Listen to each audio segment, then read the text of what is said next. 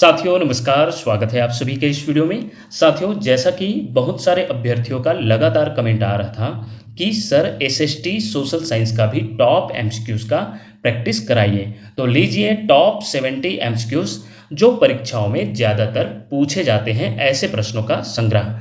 चलिए तो बिना देर के स्टार्ट करते हैं। साथियों, हम जो टॉप 70 एमसीक्यूज यहाँ जो आपके सामने में प्रस्तुत करने वाले हैं उन्हें 5 सेक्शन में देखने वाले हैं। पहला सेक्शन है हिस्ट्री, दूसरा है जियोग्राफी, तीसरा पॉलिटिकल साइंस, चौथा इकोनॉमिक्स और पांचवा छत्तीसगढ़ स्पेशल। इन सभी सेक्शन से जो ज़्यादातर परीक्षाओं में पूछा जाता है उन सभी चीज़ों को ध्यान में रखते हुए प्रश्न तैयार किया गया है। तो निश्चित रूप से यह परीक्षा की दृष्टि से आपके लिए बहुत इंपॉर्टेंट होने वाला है। चलिए पहला प्रश्न देखते हैं। 1857 जो कि एक बहुत बड़ी घटना है, 1857 की क्रांति, तो उससे रिलेटेड एक ना एक क्वेश्चन पूछा ही जाता है, जिसमें यहाँ देखा जाए तो 1857 की क्रांति का तात्कालिक कारण क्या था पूछा जा रहा है। सामाजिक सुधार, कारतूस विवाद, आर्थिक संकट, भूमि सुधार। तो याद रखिएगा 1857 की क्रांति का तात्कालिक कारण था कारतूस विवाद। जहां देखा जाए तो जो एनफील्ड राइफल थे, राइफल का नाम एनफील्ड राइफल, उनके कारतूसों में गाय व सुअर का चर्बी मिलाया गया, गाय व सुअर का चर्बी मिलाया गया, जिससे जो हिंदू और मुस्लिम सैनिक थे उनके धार्मिक भावनाओं को ठेस पहुंचाई गई, जिसके तहत यह विद्रोह 10 मई, ये भी याद रखिएगा 10 मई 1857 को कहाँ से शुरू हुआ पूछा जाता है तो मेरठ से। याद रखिएगा मेरठ से शुरू हुआ। और इसे शुरू करने वाले कौन थे, क्योंकि पहली गोली कौन चलाई तो मंगल पांडे जी। याद रखिएगा मंगल पांडे जी। और मंगल पांडे कहाँ के कौन से छावनी से बिलोंग करते थे तो बैरकपुर छावनी से, 34वीं रेजिमेंट से, 34वीं रेजिमेंट से। तो ये बहुत इंपॉर्टेंट तथ्य एक प्रश्न के माध्यम से हमने जाने।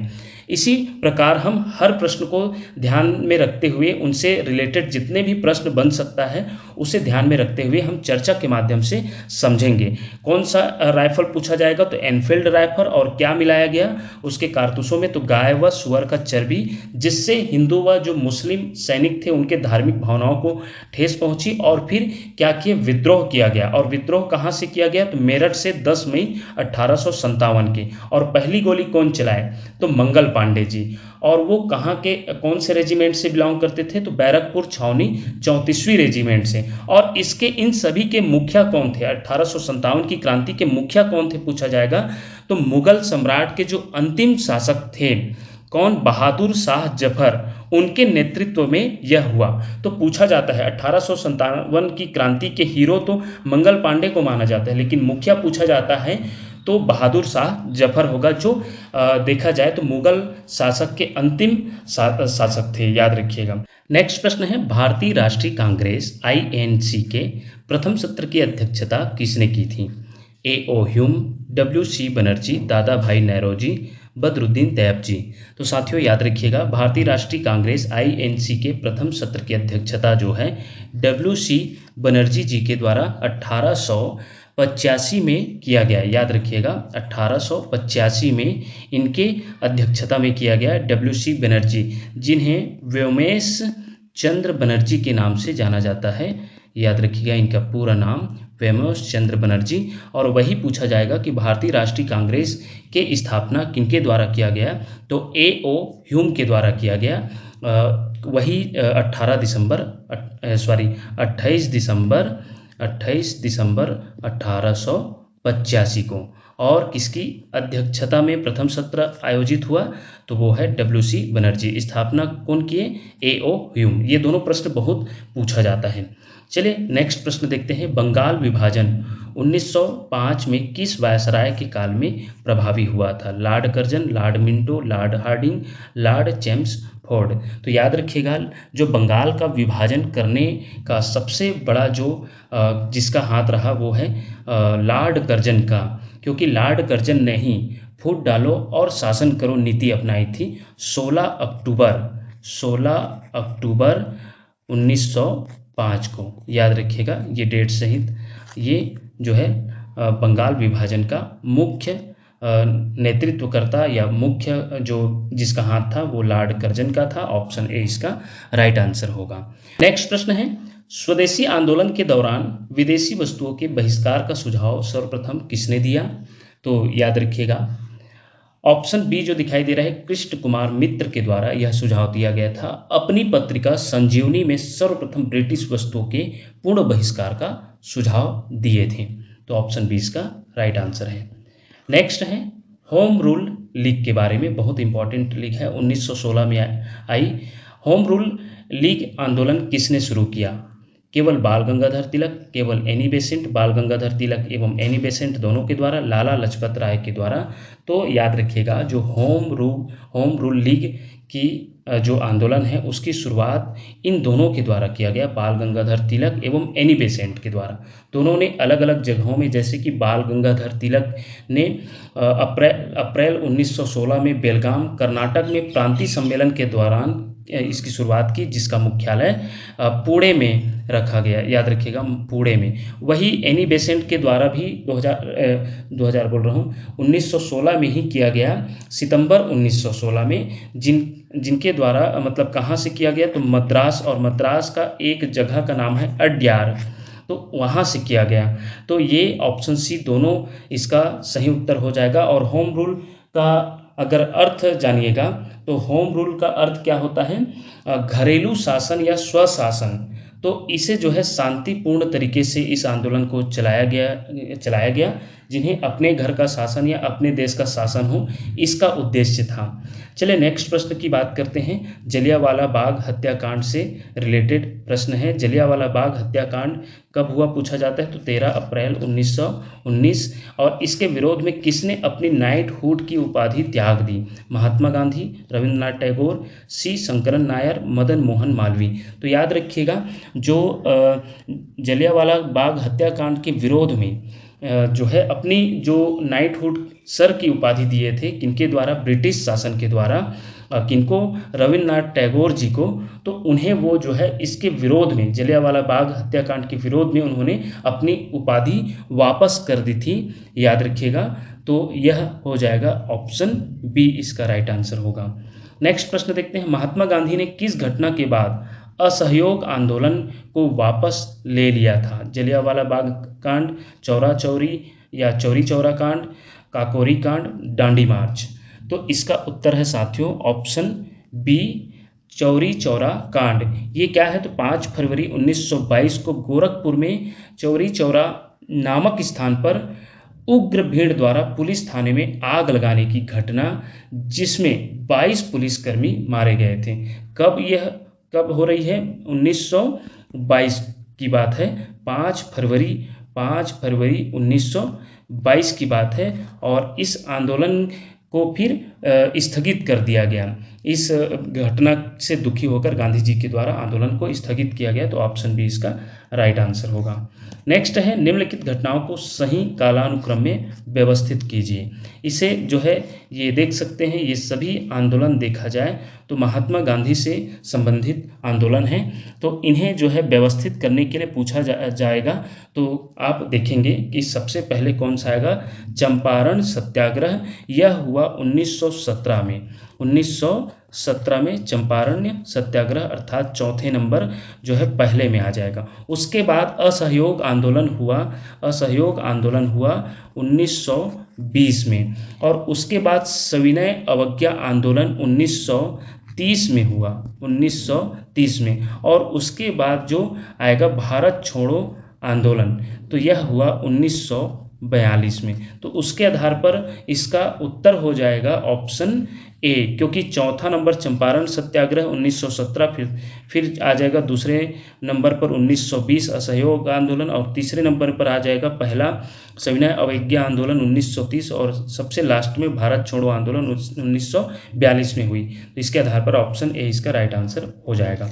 नेक्स्ट प्रश्न है, गांधी जी ने ऐतिहासिक दांडी मार्च, जिन्हें सविनय अवज्ञा आंदोलन के नाम से भी जाना जाता है, किस तिथि को प्रारंभ किया था? 12 मार्च 1930, 6 अप्रैल 1930, 26 जनवरी 1930, 15 अगस्त 1930। तो इसका उत्तर है साथियों आपका ऑप्शन ए, 12 मार्च 1930 को जो है प्रारंभ की थी। ऑप्शन ए इसका राइट आंसर होगा। नेक्स्ट है वर्ष 1932 का पूना पैक्ट किन दो नेताओं के बीच हुआ था? गांधी जी और लॉर्ड इरविन, गांधी जी और बी.आर. अंबेडकर, जवाहरलाल नेहरू और अंबेडकर, सुभाष चंद्र बोस और गांधी जी। तो इसका उत्तर है साथियों ऑप्शन बी, गांधी जी और बी.आर. अंबेडकर के बीच हुआ था पूना पैक्ट। और ये क्या था? तो 24 सितंबर 1932 को यरवदा जेल अर्थात पुणे में महात्मा गांधी और बी.आर. अंबेडकर के बीच पूना समझौता हुआ था, जिसके तहत दलित वर्ग के पृथक निर्वाचन मंडल समाप्त कर प्रांतीय विधानमंडलों में सीटें आरक्षित की गई थी। तो ऑप्शन बी इसका राइट आंसर होगा। नेक्स्ट है क्रिप्स मिशन को किसने एक टूटते हुए बैंक के नाम उत्तर दिनांकित चेक कहा था? जवाहरलाल नेहरू, महात्मा गांधी, सुभाष चंद्र बोस, सरदार वल्लभ भाई पटेल। तो इसका उत्तर हो जाएगा आपका ऑप्शन बी, महात्मा गांधी के द्वारा कहा गया था। क्रिप्स मिशन जो 1942 के प्रस्ताव को महात्मा गांधी ने पोस्ट डेटेड चेक कहकर खारिज कर दिया था, क्योंकि इसमें पूर्ण स्वतंत्रता के बजाय डोमिनियल स्टेट्स की बात थी। तो यह जो है ऑप्शन बी इसका राइट आंसर होगा। सर स्टैनफोर्ड क्रिप्स इसके अध्यक्ष थे, याद रखिएगा। इस मिशन की विफलता के बाद ही भारत छोड़ो आंदोलन शुरू किया गया, याद रखिएगा। नेक्स्ट है करो या मरो का प्रसिद्ध नारा गांधी जी ने किस आंदोलन के द्वारा दिया था? तो इसका उत्तर क्या हो जाएगा? करो या मरो, डू और डाई का प्रसिद्ध नारा गांधी जी ने ऑप्शन सी भारत छोड़ो आंदोलन के दौरान दिया था। 8 अगस्त 1942 को बंबई के ग्वालियर टैंक मैदान से भारत छोड़ो आंदोलन के ऐतिहासिक प्रस्ताव के दौरान गांधी जी ने करो या मरो का नारा दिया था, याद रखिएगा। और इसमें जो है एक और याद रखिएगा, 9 अगस्त 1942 की सुबह ब्रिटिश सरकार ने ऑपरेशन जीरो आवर चलाकर सभी प्रमुख नेताओं को गिरफ्तार कर लिया गया। कौन सा? इसी के दौरान 9 अगस्त 1942 को ब्रिटिश सरकार ने ऑपरेशन जीरो आवर ऑपरेशन चलाया गया, जिसका नाम जीरो आवर रखा गया। तो ये चलाकर सभी नेताओं को क्या कर दिया गया? गिरफ्तार। चलिए नेक्स्ट प्रश्न है काकोरी ट्रेन डकैती 1925 का आयोजन किस क्रांतिकारी संगठन द्वारा किया गया था? Anushilan Samiti, Hindustan Republican Association, Ghadar Party, Hindustan Socialist Republican Association. तो इसका उत्तर हो जाएगा option B, Hindustan Republican Association. 9 अगस्त 1925 को सहारनपुर लखनऊ लाइन पर काकोरी स्टेशन के पास 8 डाउन ट्रेन को हिंदुस्तान रिपब्लिकन एसोसिएशन HRA के क्रांतिकारियों ने लूटा था। ऑप्शन बी इसका राइट आंसर हो जाएगा। नेक्स्ट प्रश्न है कैबिनेट मिशन 1946 के अध्यक्ष कौन थे? Lord Pethick, Lawrence Stafford Cripps, AB Alexander, Lord Mountbatten. इसका उत्तर है साथियों जो कैबिनेट मिशन के अध्यक्ष थे वो है Lord Pethick Lawrence. Option A इसका राइट आंसर होगा। नेक्स्ट प्रश्न देखते हैं संविधान सभा की प्रथम बैठक 9 दिसंबर 1946 की अध्यक्षता किसने की थी? डॉक्टर राजेंद्र प्रसाद, डॉक्टर सच्चिदानंद सिन्हा, डॉक्टर बी.आर. अंबेडकर, जवाहरलाल नेहरू। तो इसका उत्तर है साथियों ऑप्शन बी, डॉक्टर सच्चिदानंद सिन्हा, क्योंकि ये सबसे वरिष्ठ सदस्य थे उनमें, और इन्हें अस्थाई अध्यक्ष नियुक्त किया गया, याद रखिएगा अस्थाई। जिसे स्थायी अध्यक्ष बाद में डॉक्टर राजेंद्र प्रसाद को इस संविधान सभा के अध्यक्ष नियुक्त किया गया। बाद में स्थायी अध्यक्ष पूछा जाएगा तो डॉक्टर राजेंद्र प्रसाद, और प्रथम सभा में अस्थायी अध्यक्षता के रूप में डॉक्टर सच्चिदानंद सिन्हा को अध्यक्ष बनाया गया, और वही प्रारूप समिति का अध्यक्ष डॉक्टर बी.आर. अंबेडकर। तो इतना ये जानकारी संविधान का निर्माण के लिए बहुत इंपॉर्टेंट है। तो यहाँ आपका 11 दिसंबर 1946 को बाद में, ये तो 9 दिसंबर को अस्थायी अध्यक्ष किनको? डॉक्टर सच्चिदानंद सिन्हा को, और 11 दिसंबर 2 दिन बाद आप जो है डॉक्टर राजेंद्र प्रसाद को संविधान सभा का स्थायी अध्यक्ष चुना गया। नेक्स्ट प्रश्न की तरफ चलते हैं। गदर पार्टी की स्थापना वर्ष 1913 में सैन फ्रांसिस्को USA में किसके द्वारा की गई थी? लाला हरदयाल और सोहन सिंह भकना के द्वारा, भगत सिंह, रासबिहारी बोस, VD सावरकर। तो इसका उत्तर है साथियों ऑप्शन ए, लाला हरदयाल और सोहन सिंह भकना के द्वारा गदर पार्टी की स्थापना किया गया। और जो है अमेरिका के सैन फ्रांसिस्को में की गई थी, ताकि भारत को ब्रिटिश शासन से मुक्त कराया जा सके। नेक्स्ट प्रश्न है, भारतीय राष्ट्रीय कांग्रेस के किस अधिवेशन में पूर्ण स्वराज का ऐतिहासिक प्रस्ताव पारित किया गया? ऑप्शन देखते हैं, सूरत अधिवेशन 1907, लाहौर अधिवेशन 1929, कलकत्ता अधिवेशन 1920, हरिपुरा अधिवेशन 1938। तो इसका उत्तर है ऑप्शन बी, लाहौर अधिवेशन 1929। लाहौर अधिवेशन में जवाहरलाल नेहरू की अध्यक्षता में कांग्रेस ने पूर्ण स्वराज को अपना मुख्य लक्ष्य घोषित किया और 26 जनवरी 1930 को पहला स्वतंत्रता दिवस मनाया। इसके आधार पर पूर्ण स्वराज के माध्यम से ऑप्शन बी इसका राइट आंसर होगा। नेक्स्ट है, सुभाष चंद्र बोस ने किस वर्ष फॉरवर्ड ब्लॉक की स्थापना की थी? 1938, 1939, 1942, 1945। तो इसका उत्तर है आपका ऑप्शन बी 1939। त्रिपुरी संकट के बाद कांग्रेस अध्यक्ष पद से इस्तीफा देकर सुभाष चंद्र बोस ने 3 मई 1939 को फॉरवर्ड ब्लॉक नामक एक वामपंथी गुट की स्थापना की थी। नेताजी ने 1938 के हरिपुरा अधिवेशन की भी अध्यक्षता की थी। नेक्स्ट है, महात्मा गांधी के राजनीतिक गुरु कौन थे? ये बहुत बार पूछा जाता है, बहुत इंपॉर्टेंट है, तो याद रखिएगा। महात्मा गांधी के राजनीतिक गुरु थे गोपाल कृष्ण गोखले जी। गोपाल कृष्ण गोखले महात्मा गांधी के राजनीतिक गुरु थे। उन्होंने ही गांधी जी को भारत आने पर देश का भ्रमण करने की सलाह दी थी और गोखले ने 1905 में servants of India society Bharat सेवक समाज की स्थापना की थी, याद रखिएगा 1905 में। नेक्स्ट प्रश्न देखते हैं, प्रसिद्ध स्थायी बंदोबस्त परमानेंट सेटलमेंट व्यवस्था किस गवर्नर जनरल द्वारा लागू की गई थी? Lord Warren Hastings, Lord Cornwallis, Lord Wellesley, Lord William Bentinck. तो इसका उत्तर है साथियों ऑप्शन बी, लॉर्ड कॉर्नवालिस। 1793 में बंगाल, बिहार और उड़ीसा में भूमि राजस्व की स्थायी बंदोबस्त प्रणाली लागू की, जिसमें जमींदारों को भूमि का मालिक बनाया गया। तो यह लॉर्ड कॉर्नवालिस की देन है। नेक्स्ट प्रश्न है, वर्ष 1829 में सती प्रथा का उन्मूलन किस गवर्नर जनरल के प्रयासों और कानून द्वारा किया गया था? तो Lord Dalhousie, Lord William Bentinck, Lord Canning, Lord Ripon. तो इसका उत्तर है साथियों Lord William Bentinck. Lord William Bentinck ने राजा राम मोहन के अथक प्रयासों के तहत सती प्रथा को पूरी तरह अवैध घोषित कर दिया गया। तो उनका जो है किस गवर्नर जनरल के प्रयासों से? तो Lord William Bentinck. Option B इसका राइट आंसर होगा। व्यपगत का सिद्धांत या हड़प नीति के तहत ब्रिटिश साम्राज्य में विलीन होने वाला प्रथम राज्य कौन सा था? झांसी, अवध, सतारा, नागपुर। तो इसका उत्तर हो जाएगा साथियों ऑप्शन सी, सतारा। लॉर्ड डलहौजी ने अपनी हड़प नीति के तहत सबसे पहले 1848 में सतारा, जो महाराष्ट्र में है, को ब्रिटिश साम्राज्य में मिलाया था, याद रखिएगा। नेक्स्ट प्रश्न है, निम्न में से किसे भारतीय प्रेस का मुक्तिदाता कहा जाता है? याद रखिएगा, भारतीय प्रेस का मुक्तिदाता पूछा जा रहा है। यहाँ पर थोड़ा प्रिंट मिस्टेक हुआ है, ये लॉर्ड लीटन है, लॉर्ड लीटन।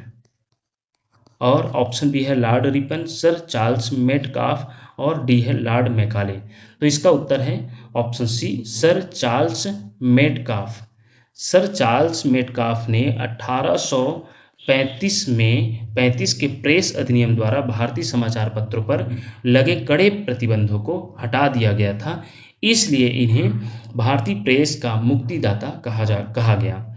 ऑप्शन सी इसका राइट आंसर होगा। नेक्स्ट प्रश्न है, कथन कारण वाला है।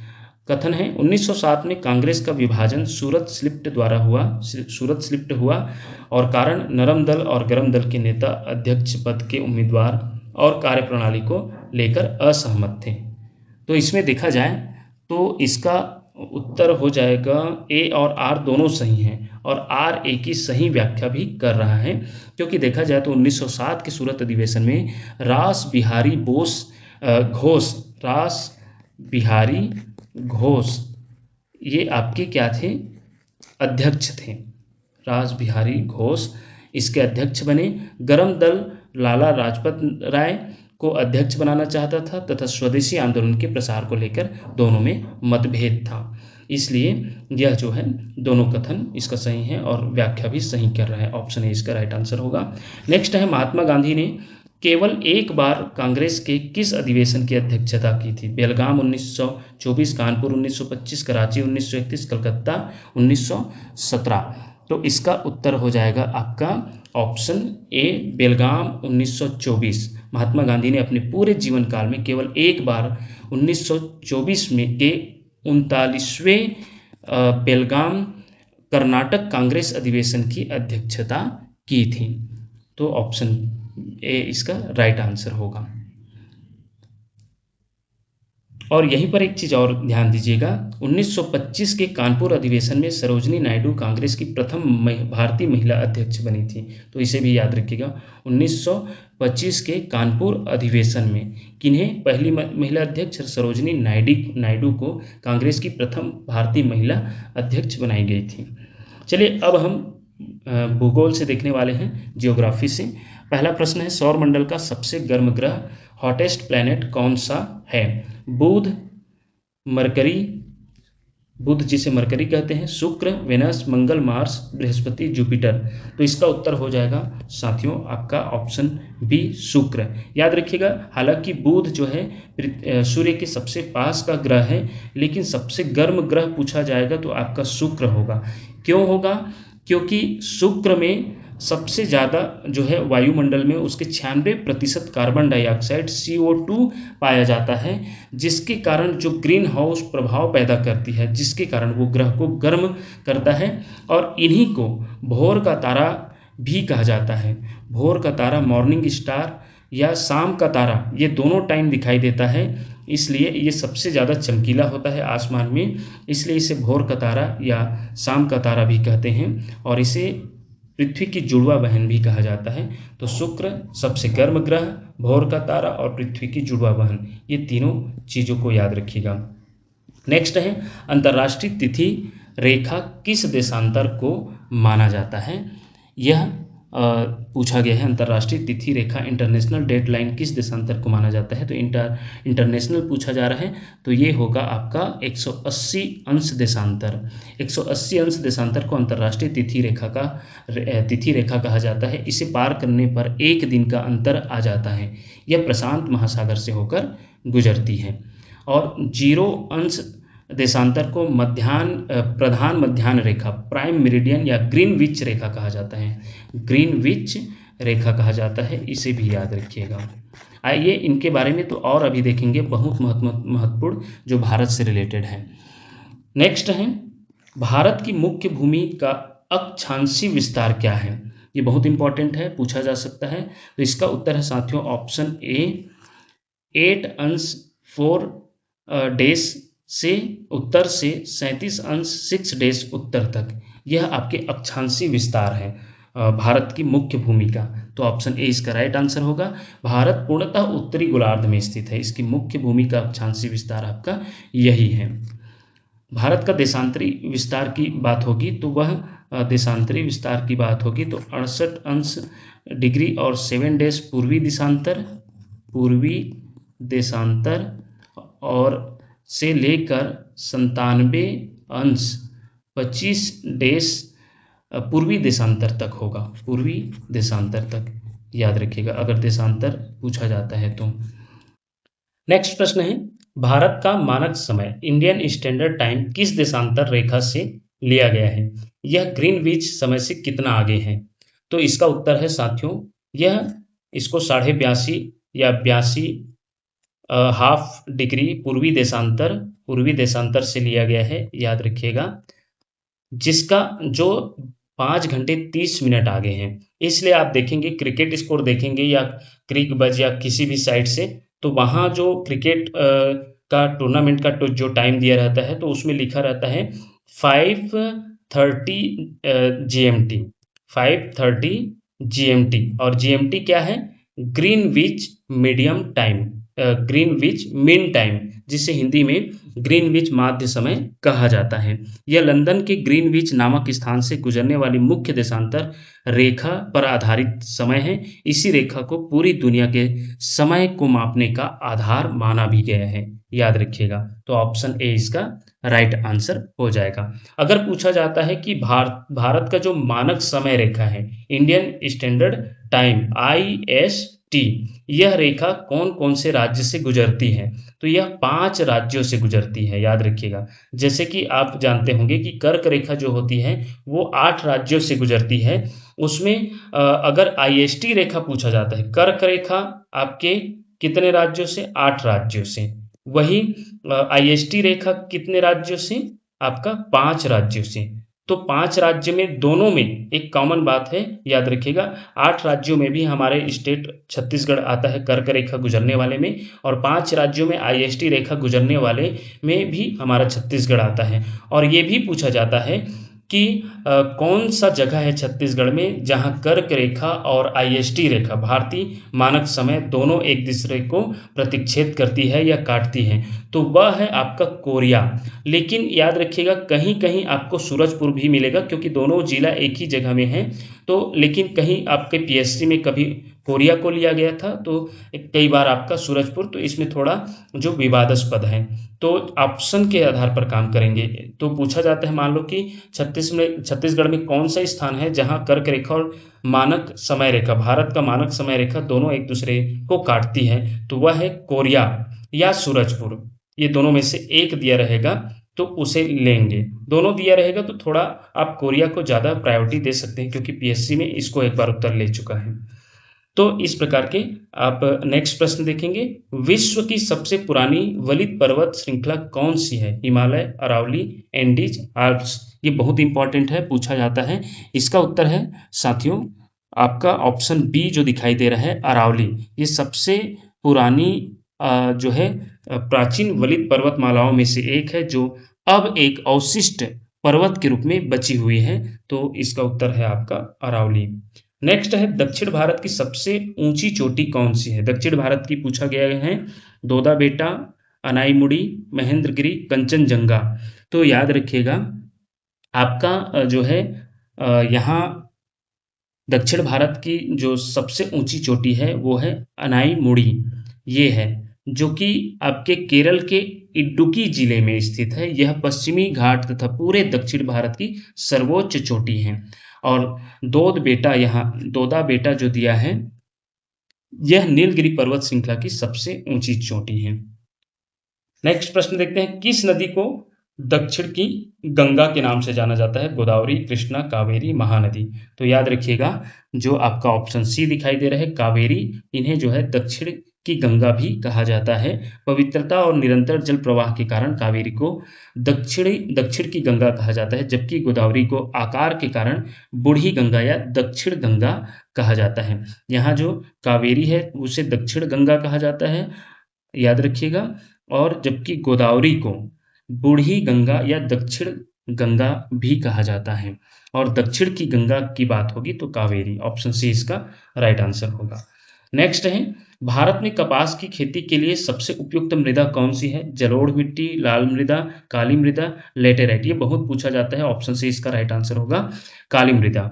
नेक्स्ट प्रश्न है, भारत के किस राज्य में प्रसिद्ध चिल्का झील स्थित है? तो ये चिल्का झील पूछा जाता है, तो कहाँ बताएंगे? ऑप्शन बी हो जाएगा, ओडिशा में। ये बहुत इंपॉर्टेंट झील है। चिल्का झील ओडिशा में स्थित है। भारत की सबसे बड़ी तटीय लैंगून और खारे पानी की झील है। यह प्रसिद्ध रामसर साइट भी है, याद रखिएगा। जो चिल्का झील है वो प्रसिद्ध रामसर साइट भी है। और यदि पूछा जाता है कि भारत की सबसे बड़ी मीठे पानी की प्राकृतिक झील, तो वो है वुलर झील, जो आपके जम्मू कश्मीर में स्थित है। वुलर झील ये मीठे पानी की झील है, सबसे बड़ी मीठे पानी की झील जो जम्मू कश्मीर में है। नेक्स्ट है, सुंदरवन डेल्टा का निर्माण किन नदियों द्वारा होता है? सुंदरवन डेल्टा विश्व का सबसे बड़ा डेल्टा है, याद रखिएगा। ये पूछा जाएगा कि विश्व का सबसे बड़ा डेल्टा कौन सा है, किन नदियों द्वारा स्थापित होता है? तो आपका सुंदरवन डेल्टा जो है विश्व का सबसे बड़ा डेल्टा है। और किन नदियों के द्वारा? तो वो है गंगा और ब्रह्मपुत्र नदियों के द्वारा बंगाल की खाड़ी में गिरने से पहले विश्व के सबसे बड़े डेल्टा सुंदरवन डेल्टा का निर्माण करती हैं। याद रखिएगा, यहाँ सुंदरी नामक वृक्षों की बहुतायत के कारण इसका नाम सुंदरवन पड़ा है। ये भी याद रखिएगा, सुंदरी नामक वृक्षों के नाम से यहाँ सुंदरवन पड़ा है। यह रॉयल बंगाल टाइगर का निवास स्थान है। तो ऑप्शन बी इसका राइट आंसर होगा। नेक्स्ट है, वायुमंडल की किस परत में मौसम संबंधी सभी घटनाएं घटित होती है? समताप मंडल, क्षोभ मंडल, मध्यमंडल, आयन मंडल। तो इसका उत्तर हो जाएगा आपका बी, क्षोभ मंडल। क्षोभ मंडल में वायुमंडल की जो परत है, जहां मौसम संबंधी जितनी भी घटनाएं होती है वो आपके क्षोभ मंडल में होती है। जैसे बादल बनना, वर्षा, तूफान, ये सभी घटनाएं जो है क्षोभ मंडल में होती है। और वही पूछा जाएगा कि ओजोन परत किस मंडल में पाई जाती है, तो वो आएगा आपका समताप मंडल में। तो इसे भी याद रखिएगा, पूछा जाता है। जो पराबैंगनी किरणों को रोकती है ओजोन परत, यह परत हवाई जहाज उड़ने के लिए भी आदर्श माना जाता है। नेक्स्ट है, भारत में झूम खेती को उत्तर पूर्वी राज्यों में किस नाम से जाना जाता है? पोडू, बेवार, झूम, कुमारी। तो भारत में झूम खेती को उत्तरी पूर्वी राज्यों में झूम खेती के नाम से ही जाना जाता है। ऑप्शन सी इसका राइट आंसर होगा। नेक्स्ट प्रश्न देखेंगे, भूमध्य सागर का प्रकाश स्तंभ किस सक्रिय ज्वालामुखी को कहा जाता है? Etna, Vesuvius, Stromboli, Cotopaxi. तो इसका उत्तर हो जाएगा ऑप्शन सी, स्ट्रॉम्बोली। स्ट्रॉम्बोली ज्वालामुखी से निरंतर प्रज्वलित गैसें निकलती रहती है, जिससे आसपास का क्षेत्र आलोकित रहता है, इसलिए इसे भूमध्य सागर का प्रकाश स्तंभ कहा गया है। नेक्स्ट प्रश्न देखते हैं, ये कथन कारण वाला है। असम में शीतकाल में चाय की फसलों के लिए वर्षा अत्यधिक उपयोगी होती है, कारण उत्तर पूर्वी मानसून के कारण असम में भारी वर्षा होती है। तो इसका ऑप्शन जो दिखाई दे रहा है, ऑप्शन सी इसका सही उत्तर होगा, क्योंकि ए तो सही है, असम में शीतकाल में चाय की फसलों के लिए वर्षा अत्यधिक उपयोगी है, लेकिन आर गलत है, क्योंकि उत्तर पूर्वी मानसून के कारण असम में भारी वर्षा नहीं होती, जबकि दक्षिण पश्चिम मानसून से होती है, न कि उत्तरी पूर्वी मानसून से। तो उत्तरी पूर्वी मानसून से मुख्य रूप से तमिलनाडु के कोरोमंडल तट पर शीतकाल में वर्षा होती है। तो इसका ऑप्शन सी इसका राइट आंसर हो जाएगा। नेक्स्ट है आपका राष्ट्रीय उद्यान एक तरफ है और एक तरफ उसका राज्य कहाँ स्थित है। जिम कॉर्बेट, काजीरंगा, गिर, रणथंभौर, ये सभी राष्ट्रीय उद्यान है, और ये कौन कौन से राज्य में है, ये इसको सुमेलित करना है। तो जिम कॉर्बेट कहाँ है जानते हैं आप?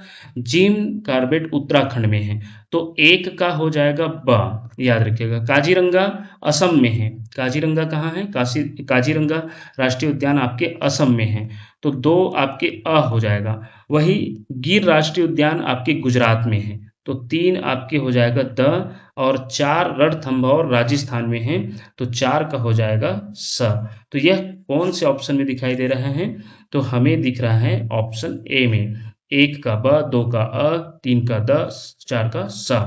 और एक चीज और जानिएगा, जिम कॉर्बेट राष्ट्रीय उद्यान का नया नाम रामगंगा राष्ट्रीय उद्यान करने का प्रस्ताव है। जिम कॉर्बेट राष्ट्रीय उद्यान का, जो कि देखा जाए तो भारत का प्रथम राष्ट्रीय उद्यान है जिम कॉर्बेट राष्ट्रीय उद्यान, याद रखिएगा।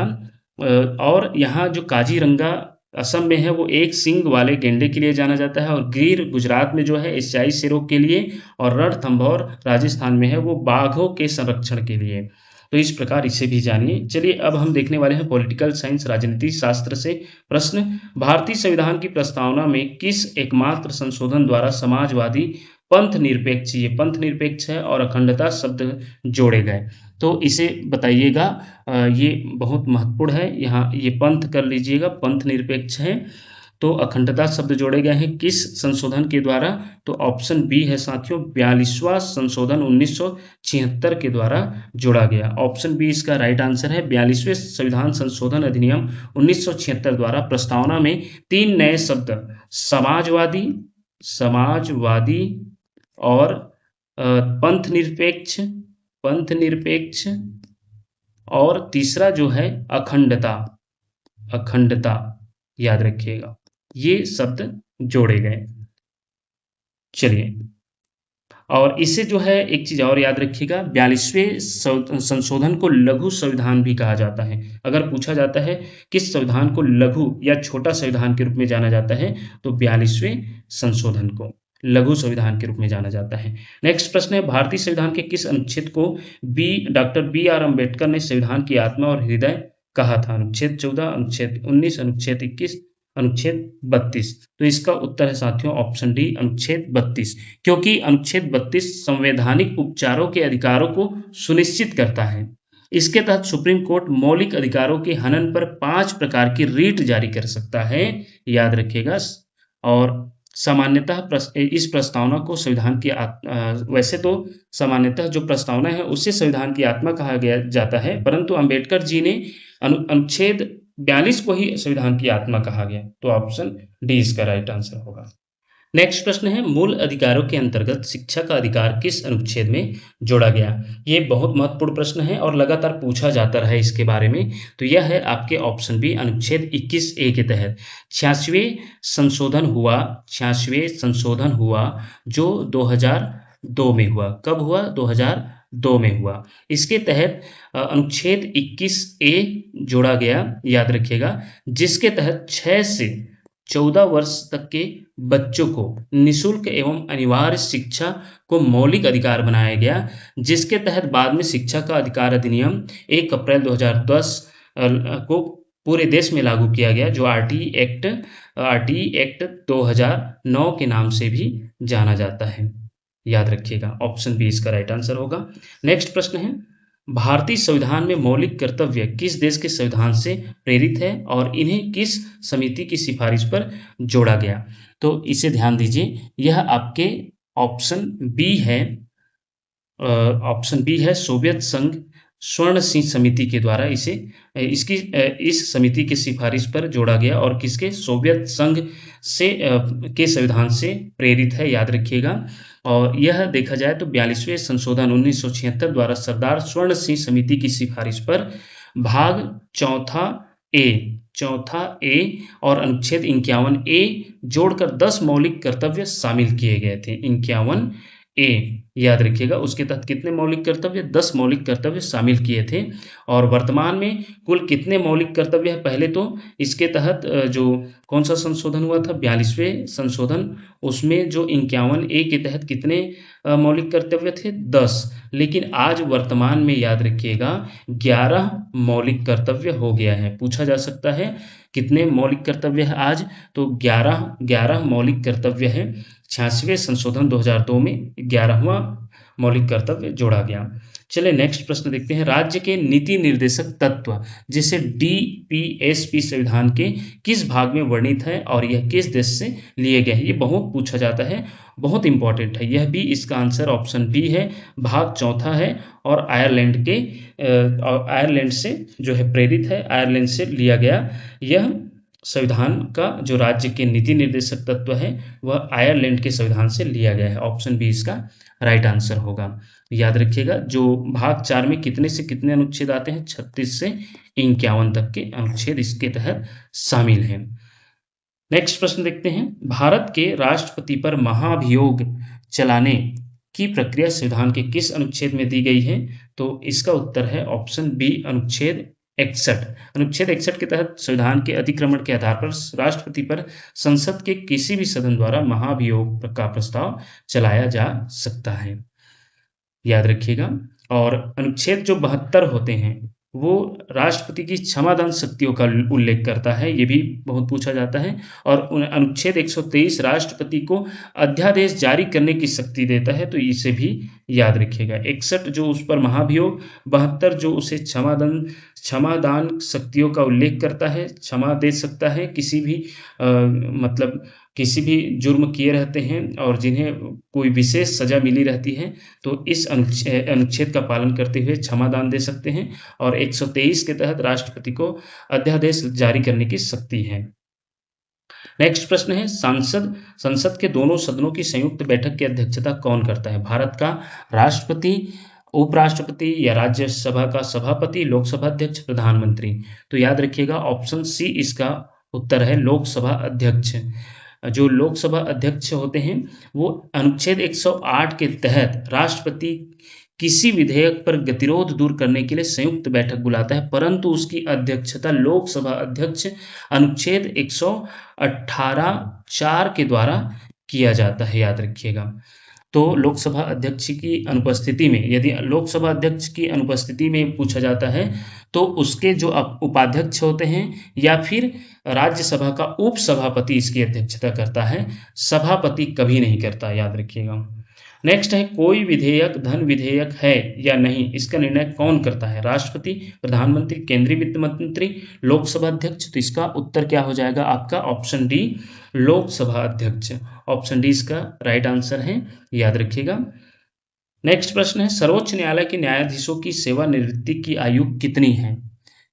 कितनी है? तो ऑप्शन सी है, याद रखिएगा, 65 वर्ष। सुप्रीम कोर्ट के न्यायाधीश 65 वर्ष की आयु तक पद पर बने रहते हैं, जबकि राज्यों के उच्च न्यायालयों, हाई कोर्ट के न्यायाधीशों की सेवानिवृत्ति 62 वर्ष होती है और सुप्रीम कोर्ट का 65 वर्ष। वर्तमान में सुप्रीम कोर्ट में मुख्य न्यायाधीशों की जो सहित कुल संख्या पूछा जाता है तो 34 हो गई है। 34 न्यायाधीशों की स्वीकृति संख्या है। नेक्स्ट प्रश्न है, भारतीय संविधान के किस संशोधन द्वारा पंचायती राज व्यवस्था को संवैधानिक दर्जा प्रदान किया गया है? तो इसका उत्तर है साथियों ऑप्शन ए, 73वां संविधान संशोधन जो 1992 में आया, इसके द्वारा जो है पंचायती राज व्यवस्था को संवैधानिक दर्जा प्रदान किया गया। नेक्स्ट प्रश्न देखते हैं, भारत के मुख्य चुनाव आयुक्त की नियुक्ति कौन करता है? ऑप्शन है संसद, भारत का राष्ट्रपति, प्रधानमंत्री, भारत के मुख्य न्यायाधीश। तो इसका उत्तर है ऑप्शन बी, भारत का राष्ट्रपति करता है। अनुच्छेद 324 के तहत निर्वाचन आयोग का प्रावधान है और मुख्य चुनाव आयुक्त तथा अन्य आयुक्तों की नियुक्ति भारत के राष्ट्रपति द्वारा किया जाता है। इनका कार्यकाल 6 वर्ष होता है और यह 65 वर्ष तक इनका भी जो है बोल सकते हैं सेवानिवृत्ति का वर्ष है, जो भी पहले हो तक होता है, याद रखिएगा। यदि 6 वर्ष तक उनका कार्यकाल है और उम्र नहीं हुआ है तो वो 6 वर्ष पूरा करेगा, और यदि 65 वर्ष उनकी कंप्लीट हो जाती है तो वो 6 वर्ष से पहले सेवानिवृत्त हो जाएगी। तो इस प्रकार इनका है। लोकसभा का सदस्य निर्वाचित होने के लिए न्यूनतम आयु सीमा क्या निर्धारित है? 18 वर्ष, 21 वर्ष, 25 वर्ष, 30 वर्ष। तो इसका उत्तर क्या है साथियों? ऑप्शन सी, 25 वर्ष। संविधान के नेक्स्ट प्रश्न है, वही अगर पूछा जाता है एक चीज और इसी में, लोकसभा सदस्य का तो 25 वर्ष बोला गया है, लेकिन राष्ट्रपति, उपराष्ट्रपति और राज्यपाल बनने के लिए न्यूनतम आयु पूछा जाता है तो वो है 35 वर्ष। ये भी पूछ दिया जाता है, ये भी जानना जरूरी है, राष्ट्रपति, उपराष्ट्रपति और राज्यपाल के लिए। जबकि मतदान के लिए तो आयु, मतदान करने की आयु आप सभी जानते हैं 18 वर्ष है। नेक्स्ट प्रश्न है, संविधान के किस अनुच्छेद के तहत राज्यों में राष्ट्रपति शासन लगाया जाता है? ये भी बहुत इंपॉर्टेंट है, ये प्रश्न पूछा जाता रहता है। ऑप्शन बी, 356 है। नेक्स्ट प्रश्न है, भारत एक संपूर्ण प्रभुत्व संपन्न लोकतांत्रिक गणराज्य है, कारण भारत का राष्ट्र प्रमुख राष्ट्रपति वंशानुगत न होकर अप्रत्यक्ष रूप से जनता द्वारा निर्वाचित होता है। इसे ध्यान से देखिएगा, यह देखा जाए तो ए और आर दोनों सही हैं और आर ए की सही व्याख्या करता है, यही इसका उत्तर हो जाएगा। नेक्स्ट प्रश्न है, 61वें संविधान संशोधन अधिनियम 1989 द्वारा मतदान की आयु को 21 वर्ष से घटाकर 18 वर्ष किस अनुच्छेद में संशोधन करके किया गया? इसका उत्तर दीजिएगा। तो इसका उत्तर क्या है? ऑप्शन सी है, 326, याद रखिएगा। अनुच्छेद 326 वयस्क मताधिकार से संबंधित है। 61वें संविधान संशोधन द्वारा इसी अनुच्छेद में संशोधन कर मतदान की आयु सीमा घटाई गई। उस समय भारत के प्रधानमंत्री राजीव गांधी थे। चलिए अब हम देखेंगे इकोनॉमिक्स, अर्थशास्त्र से रिलेटेड प्रश्न। इससे भी प्रश्न बनता है, सकल घरेलू उत्पाद जीडीपी जिसे कहते हैं, सही परिभाषा क्या है? तो इसका सही परिभाषा क्या है साथियों? सही परिभाषा है ऑप्शन बी, किसी देश की घरेलू सीमा के भीतर एक वित्तीय वर्ष में उत्पादित सभी अंतिम वस्तुओं और सेवाओं का कुल मौद्रिक मूल्य। यही इसका सही उत्तर होगा, ऑप्शन बी। नेक्स्ट प्रश्न है, भारतीय रिजर्व बैंक आरबीआई का राष्ट्रीयकरण किस वर्ष किया गया था? ये बहुत बार पूछा गया है, बहुत इंपॉर्टेंट है। तो किस वर्ष किया गया था? Option C, 1949। ऑप्शन सी इसका राइट आंसर हो जाएगा। आरबीआई की स्थापना वर्ष पूछा जाएगा तो 1 अप्रैल अप्रैल 1935 को हुई थी, परंतु स्वतंत्रता के बाद 1 जनवरी 1949 को इसका पूर्ण राष्ट्रीयकरण कर इसे सरकारी नियंत्रण में लिया गया था। तो इन दोनों को याद रखिएगा, 1 जनवरी 1949 को पूर्ण राष्ट्रीयकरण किया गया था 1949 को। और यदि स्थापना की बात होगी तो इसका हो जाएगा 1 अप्रैल 1935। भारतीय रिजर्व बैंक का राष्ट्रीयकरण किस वर्ष किया गया? तो 1949। जबकि इसका गठन पूछा जाता है, स्थापना, तो 1 अप्रैल 1935 याद रखिएगा। तो राष्ट्रीयकरण यहाँ पूछा गया है, इसलिए 1949 होगा। नेक्स्ट प्रश्न है, जब अर्थव्यवस्था में वस्तुओं और सेवाओं की कीमतों में निरंतर वृद्धि होती है तो इस स्थिति को क्या कहा जाता है? मुद्रास्फीति, मुद्रा अपस्फीति, मंदी, विमुद्रीकरण। इस टाइप का प्रश्न भी निश्चित रूप से देखने को मिलता है। इसका उत्तर क्या हो जाएगा साथियों? ऑप्शन ए, मुद्रास्फीति कहा जाता है। जब अर्थव्यवस्था में वस्तुओं और सेवाओं की कीमतों में निरंतर वृद्धि होती है तो इस स्थिति को मुद्रास्फीति, इन्फ्लेशन कहते हैं। और बाजार में मुद्रा की आपूर्ति बढ़ने या उत्पादन घटने से जब वस्तुओं के दाम में लगातार बढ़ते हैं और मुद्रा का मूल्य घटता है तो उसे मुद्रास्फीति या महंगाई कहा जाता है, याद रखिएगा। और भारत में मुख्य रूप से उपभोक्ता मूल्य सूचकांक सीपीआई के आधार पर खुदरा महंगाई की माप की जाती है। किसके द्वारा? सीपीआई के द्वारा। तो ऑप्शन ए इसका राइट आंसर होगा। नेक्स्ट प्रश्न है, भारत में नीति आयोग का गठन किस वर्ष किया गया? इसके पदेन अध्यक्ष कौन होते हैं? 2014 राष्ट्रपति, 2015 प्रधानमंत्री, 2016 वित्त मंत्री, 2012 उपराष्ट्रपति। तो इसका उत्तर क्या हो जाएगा? आपका ऑप्शन बी, 2015 प्रधानमंत्री। भारत में नीति आयोग का गठन किस वर्ष हुआ? 2015। और इनके पदेन अध्यक्ष कौन होते हैं? प्रधानमंत्री होते हैं। नेक्स्ट है, भारत में वस्तु एवं सेवा कर जीएसटी किस तिथि से लागू किया गया? ये भी बहुत बार पूछा जा चुका है। इसका उत्तर है ऑप्शन सी, 1 जुलाई 2017। ये भी आपके प्री बीएड प्री डीएलएड में पूछा गया है, याद रखिएगा। इसका उत्तर क्या है? ऑप्शन सी, 1 जुलाई 2017 याद रखिएगा। जीएसटी की 5 प्रमुख दरें हैं, 0%, 5%, 12%, 18% और सबसे अधिक है 28% जीएसटी। इसके बारे में भी पूछ सकते हैं, कितने प्रकार है, कितने प्रमुख दरें हैं? तो 5 हैं। इसे लागू करने वाला पहला राज्य पूछा जाएगा तो असम, ये भी याद रखिएगा। इसलिए स्किप करके मत देखिएगा, स्किप करेंगे तो ये सभी चीज़ें छूट जाएगा, क्योंकि इनसे भी प्रश्न पूछा जाता है। जीएसटी लागू करने वाला पहला राज्य पूछ दिया गया, तो अगर आप जानकारी नहीं रहेगा तो कोई भी राज्य डाल सकते हैं, तो ये आपका असम होगा। प्रचंड बेरोजगारी मुख्य रूप से भारत के किस क्षेत्र में देखी जाती है? औद्योगिक क्षेत्र, सेवा क्षेत्र, कृषि क्षेत्र, तकनीकी क्षेत्र। तो इसका उत्तर हो जाएगा ऑप्शन सी, कृषि क्षेत्र। कृषि क्षेत्र में प्रचंड या छिपी हुई बेरोजगारी पाई जाती है, जहां आवश्यकता से अधिक लोग काम में लगे रहते हैं और उनकी सीमांत उत्पादकता शून्य होती है। यदि कुछ लोगों को काम से हटा भी दिया जाए तो कुल उत्पादन पर कोई प्रतिकूल प्रभाव नहीं पड़ता, तो इसलिए कृषि क्षेत्र लिया गया है। नेक्स्ट है, भारत में केंद्र और राज्यों के बीच राजस्व के वितरण की सिफारिश करने वाला संवैधानिक निकाय कौन सा है? इसका उत्तर हो जाएगा साथियों ऑप्शन बी, वित्त आयोग, फाइनेंस कमीशन। नेक्स्ट प्रश्न है, कथन कारण वाला है। बैंक दर में वृद्धि करने से बाजार में साख की उपलब्धता घट जाती है, जिसका कारण है बैंक दर बढ़ने से वाणिज्यिक बैंकों के लिए रिजर्व बैंक से ऋण लेना महंगा हो जाता है। अब इसका उत्तर देखेंगे तो इसका उत्तर जो है ऑप्शन ए ही है। ए और आर दोनों सही हैं और आर ए की सही व्याख्या है, क्योंकि देखा जाए तो जब आरबीआई बैंक दर बढ़ाता है तो वाणिज्यिक बैंकों की ऋण लागत बढ़ती है, जिससे वे जनता के लिए ब्याज दर बढ़ा देते हैं। इसके फलस्वरूप बाजार में ऋण की मांग कम हो जाती है। यह महंगी मौद्रिक नीति का हिस्सा है, जिसका उपयोग मुद्रास्फीति को नियंत्रित करने के लिए किया जाता है, महंगाई को कम करने के लिए किया जाता है। अब देखने वाले हैं कुछ प्रश्न छत्तीसगढ़ स्पेशल, जिसका जो है ज़्यादातर पूछा जाता है। छत्तीसगढ़ के प्रथम शहीद वीर नारायण सिंह को रायपुर के जय स्तंभ चौक पर किस तिथि को फांसी दी गई थी? ये बहुत इंपॉर्टेंट प्रश्न है, ये पूछा जाता है। तो इसका उत्तर क्या हो जाएगा? 10 दिसंबर 1857। तो ऑप्शन ए इसका राइट आंसर है। सोना खान के जमींदार और वीर नारायण सिंह को, जो सोना खान के जमींदार हैं, वीर नारायण सिंह को ब्रिटिश सरकार के विरुद्ध विद्रोह और अनाज गोदाम लूटने के आरोप में कैप्टन इलियट के फैसले के तहत 10 दिसंबर 1857 को रायपुर में फांसी दी गई। नेक्स्ट प्रश्न है, छत्तीसगढ़ का गांधी किसे कहा जाता है जिन्होंने कंडेल नहर सत्याग्रह का नेतृत्व किया था? वो है आपका पंडित सुंदरलाल शर्मा जी। ऑप्शन बी इसका राइट आंसर है। पंडित सुंदरलाल शर्मा ने छत्तीसगढ़ में राष्ट्रीय चेतना का विस्तार किया और 1920 के कंडेल नहर सत्याग्रह का सफल संचालन किया, जिसके कारण इन्हें छत्तीसगढ़ का गांधी कहा जाता है। इन्होंने 1906 में रांची में समित्र मंडल की स्थापना की थी और हरिजनों के मंदिर प्रवेश राजीव लोचन मंदिर का ऐतिहासिक कार्य कराया था।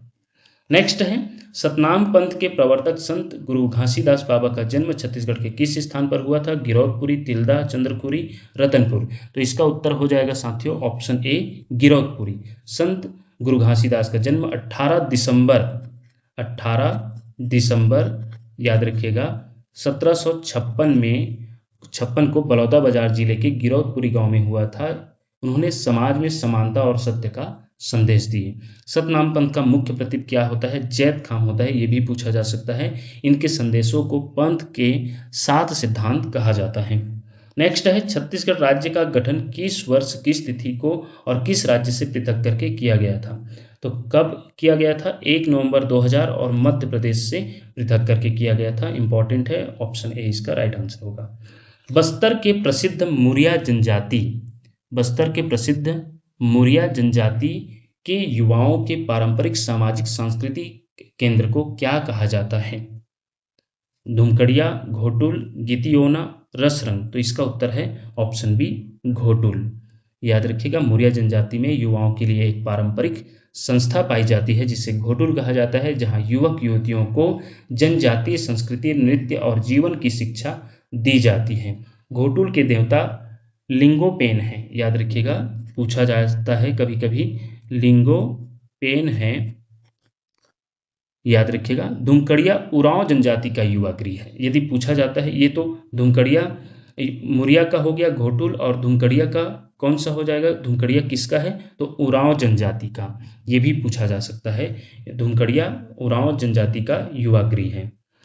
नेक्स्ट प्रश्न है, छत्तीसगढ़ का एकमात्र राष्ट्रीय उद्यान कौन सा है जो बाघ आरक्षित क्षेत्र होने के साथ साथ एशिया का पहला बायोस्फीयर रिजर्व भी रहा है? साथियों, इसका उत्तर तो आपका हो जाएगा ऑप्शन बी इंद्रावती राष्ट्रीय उद्यान है। लेकिन याद रखिएगा, अगर छत्तीसगढ़ में कुल कितने राष्ट्रीय उद्यान है पूछा जाएगा तो 3 राष्ट्रीय उद्यान है। कितने राष्ट्रीय उद्यान है? 3। और वही टाइगर रिजर्व कितने हैं पूछा जाएगा तो 4 टाइगर रिजर्व है। याद रखिएगा, 4 टाइगर रिजर्व है। तो इसमें 3 राष्ट्रीय उद्यान कौन कौन सा है? गुरु घासीदास राष्ट्रीय उद्यान, इंद्रावती राष्ट्रीय उद्यान और कांगेर घाटी राष्ट्रीय उद्यान। ये 3 आपके राष्ट्रीय उद्यान है। और 4 जो टाइगर रिजर्व है, Indravati tiger reserve, Achanakmar tiger reserve, Udanti Sitanadi tiger reserve, Guru Ghasidas Tamor Pingla tiger reserve. Next देखेंगे हमारा ये इस वीडियो का लास्ट क्वेश्चन है, अंतर्राष्ट्रीय ख्याति प्राप्त छत्तीसगढ़ की लोक गायिका तीजन बाई किस लोक नाट्य गायन शैली से संबंधित है? भरथरी, पंडवानी, चंदेनी गोंदा, ददरिया। तो इसका उत्तर है ऑप्शन बी पंडवानी। इसका राइट आंसर हो जाएगा ऑप्शन बी पंडवानी। इस प्रकार ये रही आपके सोशल साइंस से टॉप 70 MCQs, जो कि एग्जाम की दृष्टि से बेहद इंपॉर्टेंट है। इसी प्रकार के वीडियो पाने के लिए देखते रहिए आपका अपना चैनल टीचरशिप। धन्यवाद साथियों।